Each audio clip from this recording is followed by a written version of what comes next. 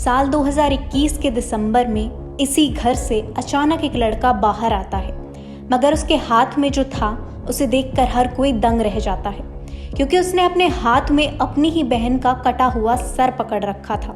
लड़के के चेहरे पर ना कोई खौफ था और ना कोई अफसोस, बल्कि वो तो हर किसी को वो सर दिखा रहा था।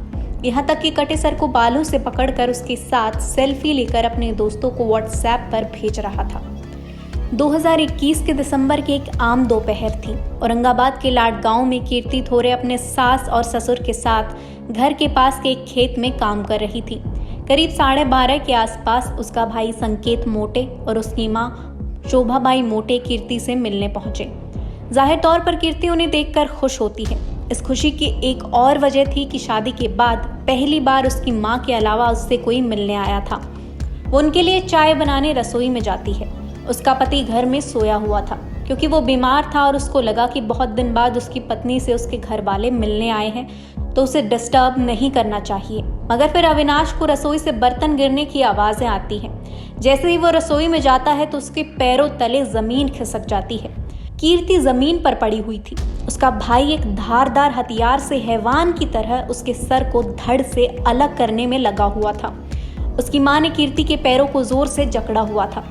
अविनाश जैसे ही 18 साल के संकेत को रोकने की कोशिश करता है तो उसी हथियार से उस पर हमला कर देता है।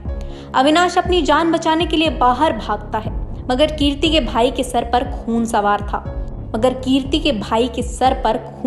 था। कीर्ति का सर काटने के बाद वो घर से बाहर आता है और उसके सर के साथ सेल्फी खींचकर अपने दोस्तों को व्हाट्सएप पर भेजता है। दरअसल 19 साल की कीर्ति ने उसी साल जून में अपने कॉलेज के दोस्त अविनाश से शादी कर ली थी।